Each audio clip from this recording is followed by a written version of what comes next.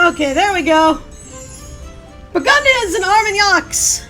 Welcome back to Let's Play Crusade... not... Age of Empires 2, the Joan of Arc.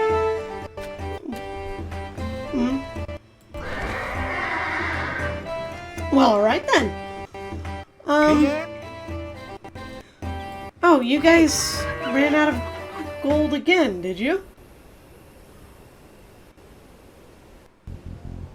Ah, there's more over here.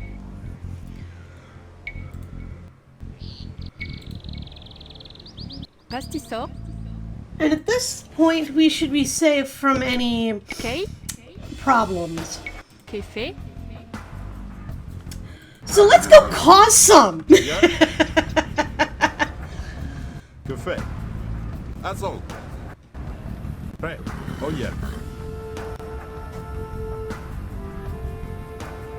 Certo. I want everyone to attack that particular tower! The siege equipment can focus on that one. Boom! Boom! Oh, good heavens, there's a castle there.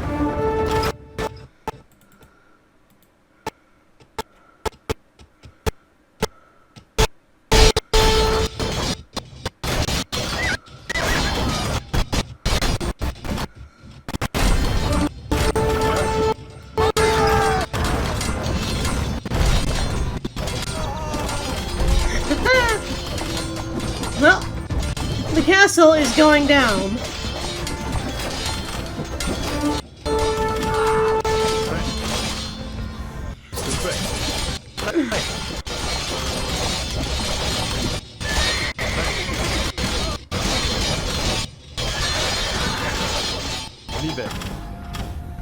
Back off a bit!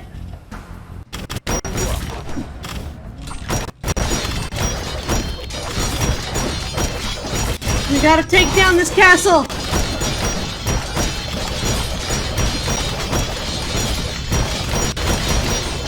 Man, we've already lost like 10 troops. That's okay. Live. Café. Oh yeah. Keje. Live. Verax.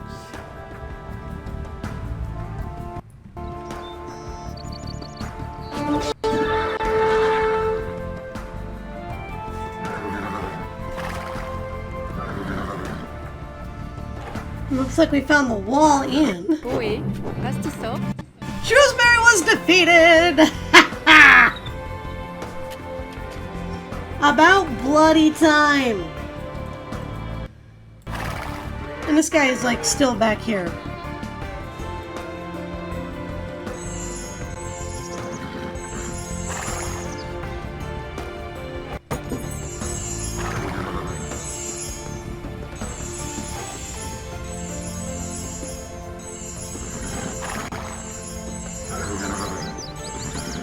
Yay! Healing!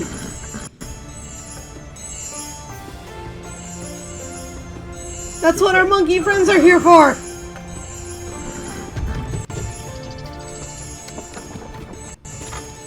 Alright, I want our siege equipment to start dealing with these gates.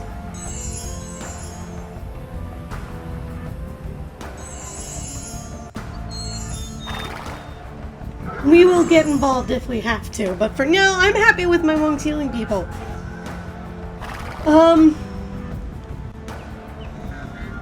Did I ever finish that story about Joan? I don't think I did. Right. Certo. They can't get through that way.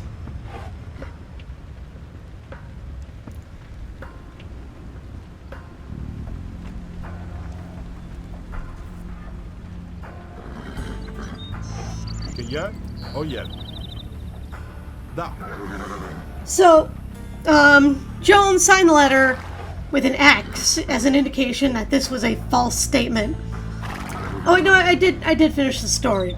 She is found in men's clothes again, and a heretic who has lapsed deserves naught but death.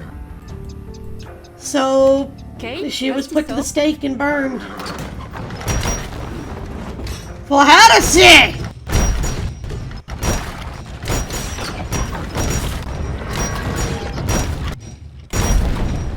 Wow, these guys work fast. Prêt.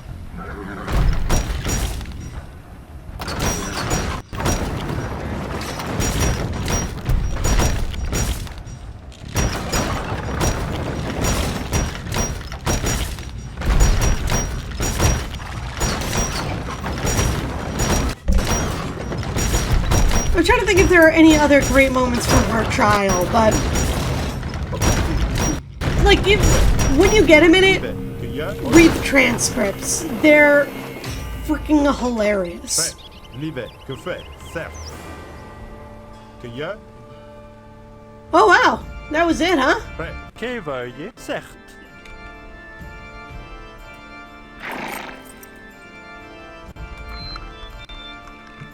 Que fait?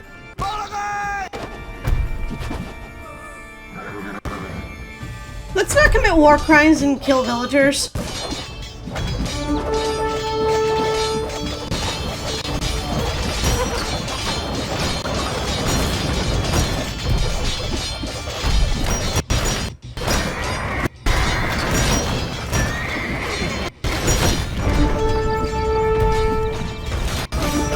All we have to do is get this guy here.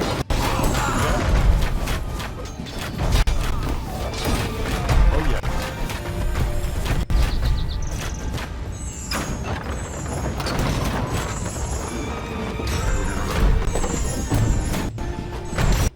Vive la France! Vive la France! Victory! Victory! We have victory, and we got the achievement Iron Man. Royal blood and victories was reversed in a little over a year by a teenage girl. Your 100 years war has ended. Even more importantly, Joan's acts ignited a sense of French nationalism. Peasants and nobles alike no longer belong to lords and kings, but to France herself. We will not let Joan be forgotten. Already, statues and stained glass portraits have been commissioned in hundreds of towns and cities throughout France. The verdict of guilt was rightfully reversed, and I expect that Joan of Arc will soon be beatified as a saint. Sometimes the outcome of history is determined by strength of arms, other times by happenstance. But in 15th century France, history was determined by the will of a young girl, the only person in history to command the armies of an entire nation at the age of 17.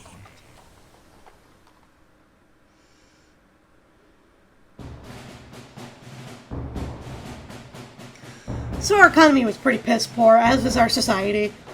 Oh well. We have victory! We have defeated the French, or the British and the Burgundians, which is nice. So let's return to campaigns. The campaign is now fully accessible at any point you would like to play. And I gotta say, this has been a fun... Oh, yep, see, there's even a little check mark for having completed it. This was a fun little experiment. I enjoyed doing a lot of the research, although I don't think I conveyed as much of it as well as I would have liked. So, maybe we'll do this again someday, and I'll do a better job of that. But, that's technical notes. Overall, the story of Joan, let's finish that real quick. So she was burned at the stake, and pretty much all of France was rightfully outraged by this. Even the people who didn't think Joan was some holy saint realized that they burned an innocent young woman. And even the people who hated Joan for political reasons were like, we can use this. So by the time the war ended, he was right. France had basically become a nation of people loyal to France and not kings, which, well, would lead to some fun times later on down the road, but that's neither here nor there. The point is that it was this renewed sense of nationalism, that you weren't Armagnac or Burgundian, that you weren't from one part of France or another, that you were French, that Prince Charles, or King Charles, would then later go on to use to hold a trial to essentially free Joan of her guilty verdict as a way of setting the record straight and cleaning up any of his particular involvement in that matter.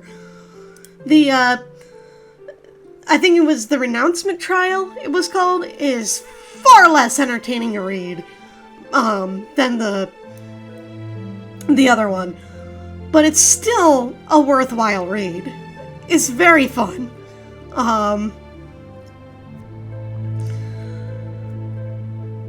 And there's a lot that we know about Joan because these trials were kind of the thing we were there for, right?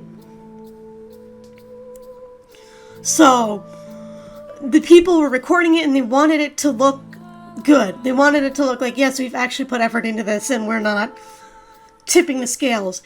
Even though in both instances that is exactly what they did.